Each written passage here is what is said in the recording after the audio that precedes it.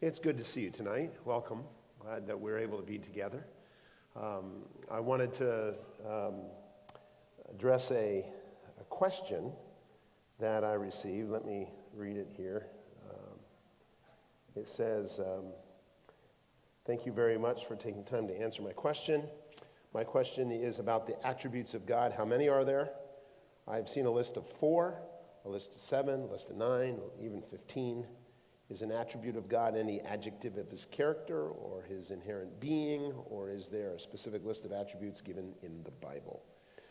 Well, there is not a specific list of attributes given in the Bible. It is something that basically is systematized. In other words, you read the scriptures, and from various portions of scripture, you're able to come in and see various attributes of God. An attribute really describes that which comprises the essence of someone or something. And so in terms of the essence of God, there are certain characteristics that God possesses that are helpful for us to understand and to realize. I know that, essentially the attributes of God are typically divided into 2 major categories.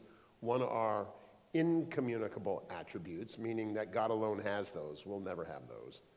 And communicable attributes, those are attributes that we can have that make us more like God or godly. And so we understand that some of those incommunicable attributes, those that we'll never know, are things like self-sufficiency. That's an attribute of God that we don't have. He alone has those, or that attribute. Another one would be immutability, the inability to change. That's an attribute of God that you and I do not share, even though sometimes our spouses believe we're immutable and we never change when they aspire that we would. And in that sense, there are certain minor or less major, I should say, attributes like he is incorruptible. He is tenacious, and other things that you can have. Another incommunicable attribute, another incommunicable attribute is infinitude. Infinitude, which essentially refers to things like infinitude applied to time is that he is eternal. And infinitude with time, it's eternity, right? So he is eternal. Another one is that he is omnipresent. Infinitude with reference to space is his omnipresence. Omnipresence, omni means everywhere, present means location. He's everywhere present. God is never nowhere. He is always everywhere. And so,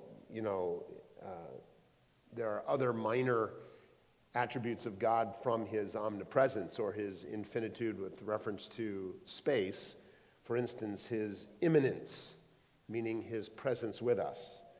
His transcendence, that he exceeds our reach. His immensity, which is that there is no measurement possible of God. God cannot be measured. He cannot be quantified. God doesn't extend into or through space, but rather space is contained by him, which is mind-blowing, and I won't develop that any further. But those are implications of his infinitude. And then there are communicable attributes, that those he shares with us. For instance, spirituality. God is spirit, as are we. We're spiritual. There is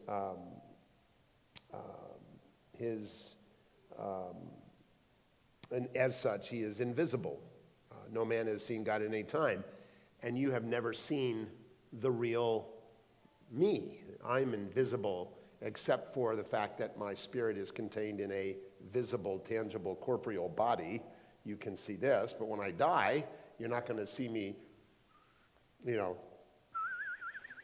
ascending. You're not going to see it. I am invisible. You will not see it. I'll exit my body, and you will not see that spirit depart. You'll just see my lifelessness when that glorious day comes. And as are we. He is omniscient, and he gives us the ability to know through his word, and ultimately, although we will never be omniscient, we will know even as we're known, and that we will comprehend far more than in this fallen state we are able to comprehend. And so that is something that he shares with us, the issue of knowledge.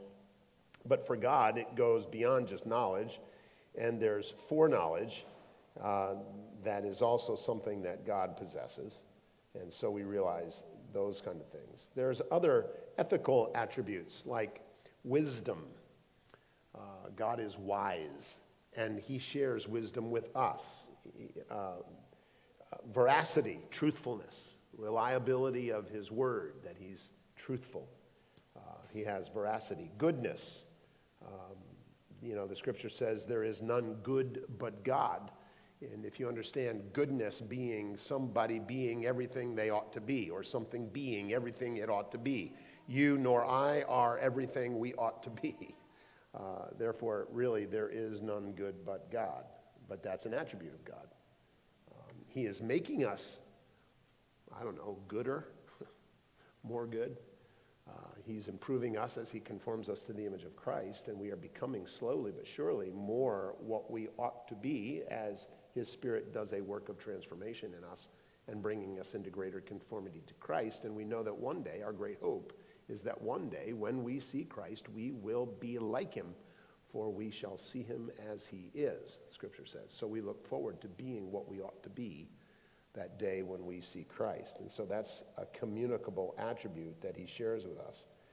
And then, various other manifestations, lesser, minor characteristics of God's goodness, which would be major. A minor attribute of God would be his loving kindness, his compassion, his long-suffering, his grace, his mercy, his love. All of those are those lesser characteristics or attributes based on his goodness that inform them.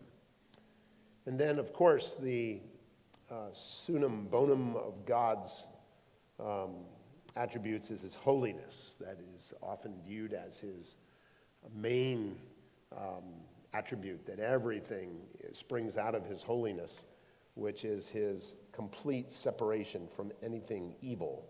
There's both the majestic holiness as well as his ethical holiness, which results in justice and salvation and other things. So, there are the attributes of his will, his sovereignty, his purpose, his eternal purpose that are included in that. His omnipotence, that he's all-powerful, he can do everything, and he gives us might. His perfection, his glory, glory is very often viewed as the manifestation of all of God's attributes. So,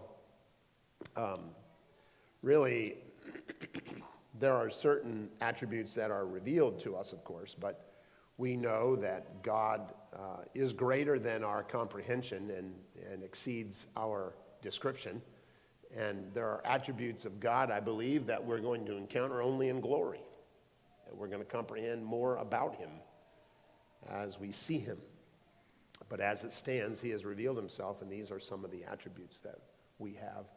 I don't count them up to say this is as many as there are no more, or there are no less, because as soon as I say there's a certain number, there's going to be something. Wouldn't this be considered an attribute? Well, yeah, I guess it is. And so I don't know that it's important that there's not 4, 7, or 9. I know that. There are a whole lot more than that. But it's not as, the important thing is not, you don't know the number. That's not the important thing. The important thing is that you know him. That's the important thing. And I would encourage that. So I don't know if I answered your question satisfactorily, but I talked a lot. And maybe there's an answer in there somewhere.